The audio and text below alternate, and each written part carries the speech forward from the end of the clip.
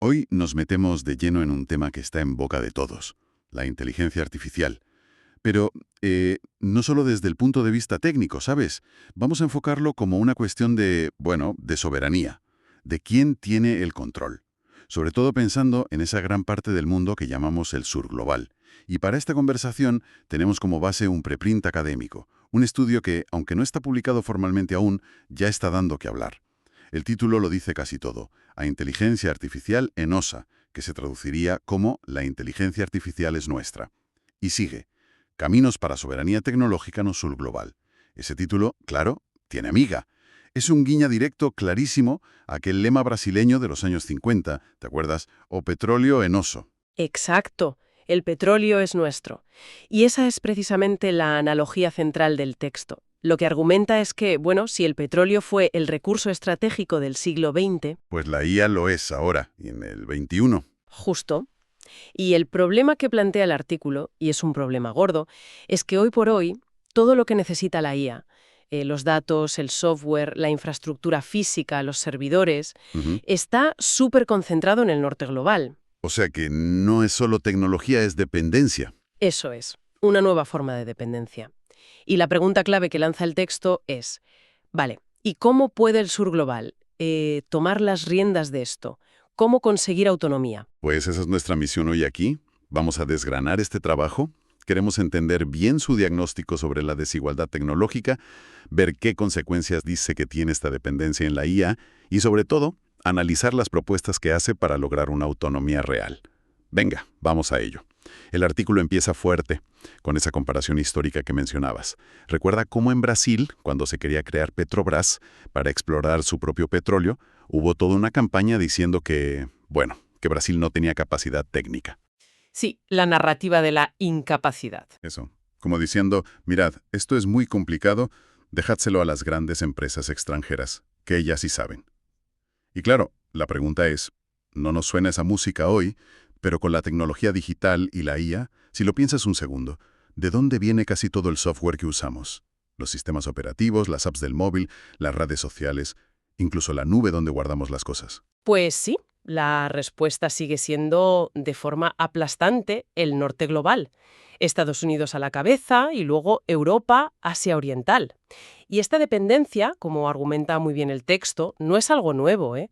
Se apoya en pensadores latinoamericanos que llevan décadas analizando esto: las venas abiertas, el legado colonial, la especialización en materias primas.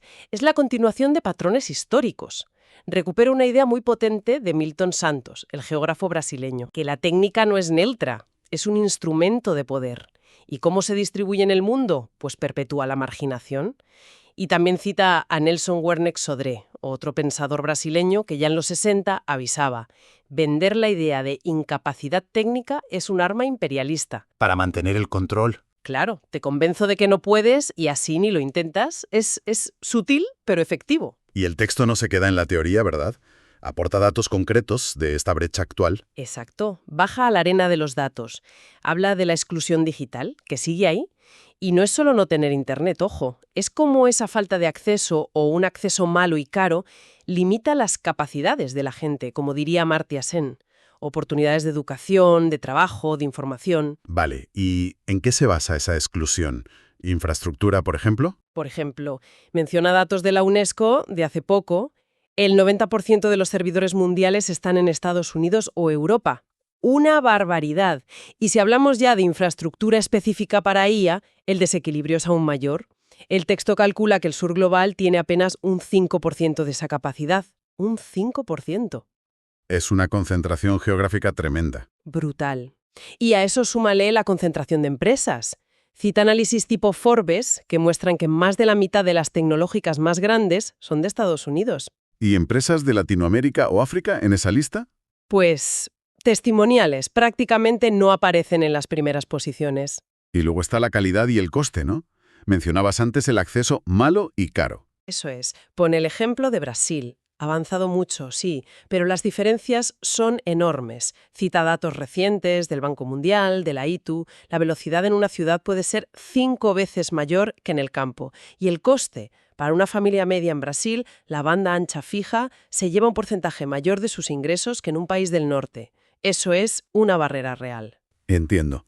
Infraestructura, empresas, coste. ¿Y la innovación? ¿La creación de nueva tecnología? Ahí la diferencia es, bueno, es que es abismal. Cita datos de la OMPI, la Organización Mundial de la Propiedad Intelectual. Mira, un año reciente, Brasil registró unas 550 patentes internacionales. ¿Sabes cuántas Estados Unidos? Casi 60.000. ¿Y China? Más de 70.000. Uf, es que no hay color. Son órdenes de magnitud distintas. Y lo interesante es cómo el artículo conecta todo esto, no son solo números sueltos. Argumenta que esta desigualdad en infraestructura, coste, empresas, innovación, no es un problemilla técnico. Tiene consecuencias muy directas. Limita la capacidad de decisión de los países del sur, limita que puedan crear soluciones para sus propios problemas, limita que el valor que generan se quede allí. Reproduce las viejas asimetrías. Aquí resuenan economistas como Celso Furtado, también citado. El desarrollo no te lo regalan, tienes que conquistarlo, y eso implica romper dependencias. Vale, y aquí es donde el artículo mete el turbo, ¿no? Porque dice, todo esto que vemos, esta dependencia histórica, ahora tiene un nuevo campo de batalla central, la inteligencia artificial. La IA como el nuevo petróleo, el recurso estratégico del siglo XXI. Y claro, el nuevo gran escenario de la dependencia. Exactamente. La IA no solo hereda estos problemas de la brecha digital, sino que los empeora y añade desafíos nuevos para el sur global. Primero, lo más obvio, la infraestructura. La IA necesita una capacidad de cálculo y almacenamiento bestial, redes súper rápidas y estables. Y eso en muchos hitos del sur global escasea. Claro.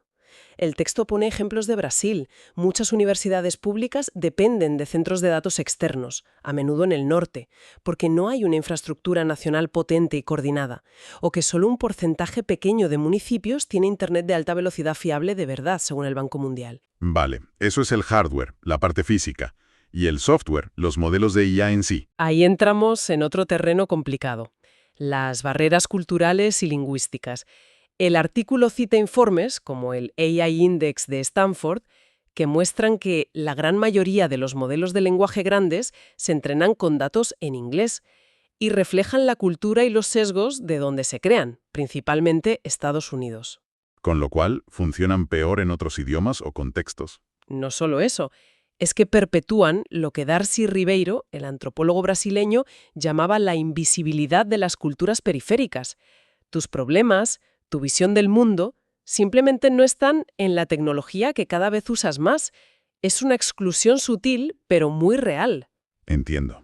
Y supongo que la inversión también marca diferencias enormes. Desde luego. El artículo presenta datos de inversión en I+D que, bueno, que son para echarse a llorar casi.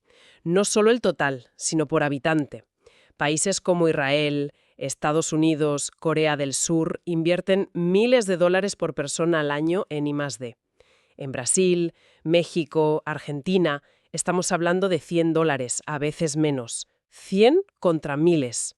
Es que con esa diferencia sostenida en el tiempo, Claro, la brecha en capacidad de crear conocimiento propio se hace gigantesca. y eso se ve en donde están las empresas punteras en IA, ¿no? Totalmente. El texto analiza gráficos basados en datos de CEPAL, de consultoras como CB Insights. El dibujo es clarísimo. Dominio aplastante de Estados Unidos y Europa, un crecimiento muy fuerte en Asia, con China tirando del carro, y América Latina, pues marginal. Menos del 3% mundial. África, alrededor del 1%. Es una concentración brutal. Hay datos del informe HAI de Stanford que cita el artículo que son muy recientes y van en la misma línea, ¿verdad? Sí, de 2023, la inversión privada en IA en Estados Unidos fue casi 9 veces la de China. Y si miras los modelos de IA importantes que se desarrollaron, Estados Unidos 61, China 15, Europa y Reino Unido juntos 25. El resto del mundo, casi invisibles en esa liga. Falta inversión, falta infraestructura y falta gente, talento. A ver, no es que falte talento individual, ¿eh? Lo que falta es un ecosistema que lo forme, lo retenga y lo potencie a gran escala. El artículo muestra datos del Banco Mundial, de la UNESCO. La proporción de investigadores por millón de habitantes es mucho menor en Latinoamérica que en el norte o Asia Oriental. Brasil, siendo una potencia regional, también tiene esa diferencia. Y la consecuencia directa de todo esto, según el texto, es que acabas dependiendo cada vez más de las plataformas tecnológicas de fuera. Eso es. Menciona a los grandes de la nube. Google Cloud, Amazon Web Services, AWS, Microsoft Azure. Al final, son empresas extranjeras las que acaban guardando y procesando cantidades ingentes de datos. Datos de gobiernos, de empresas, de ciudadanos del sur global. Datos sensibles. Lo cual plantea un problema de seguridad y de soberanía sobre esos datos. Claro. Evidente. ¿Quién controla tu información estratégica si está en servidores bajo otra ley y en manos de empresas de fuera? El artículo vuelve a citar a Darcy Rimeiro. Habla de una sumisión tecnológica. En la era digital, el recurso estratégico ya no es solo el petróleo bajo tierra. Son los datos que fluyen por la nube. Y si no los controlas... Pues estás vendido, en cierto modo. Vale, entonces, si juntamos todas estas piezas, ¿qué implica esto en la práctica?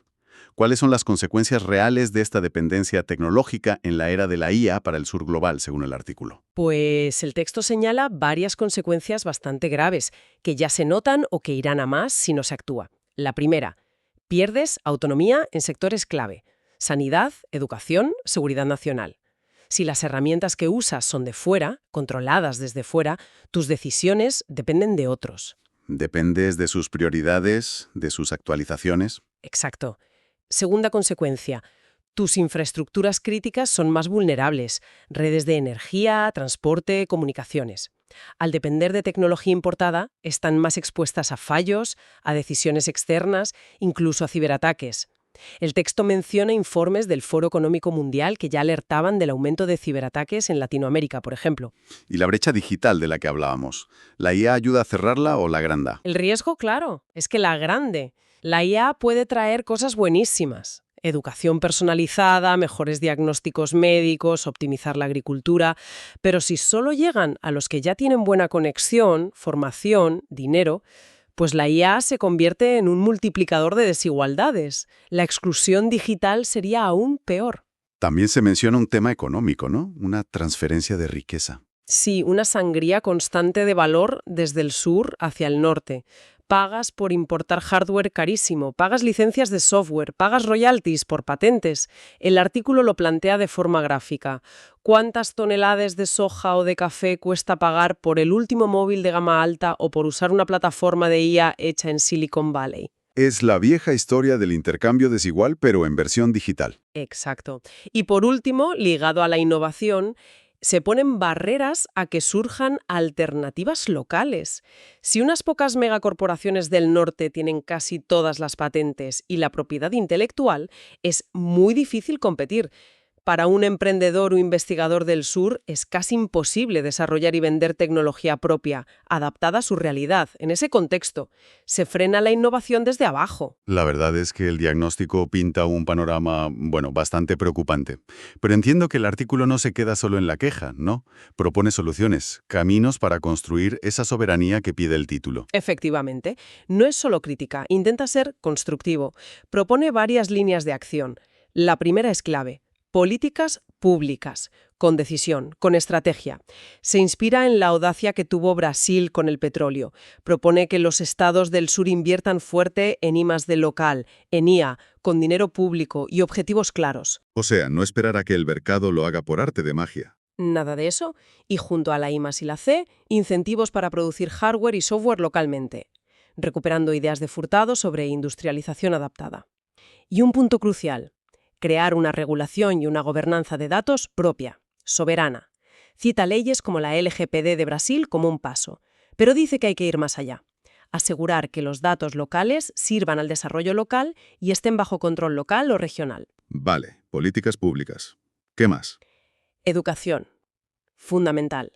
Ampliar masivamente la formación técnica y digital a todos los niveles.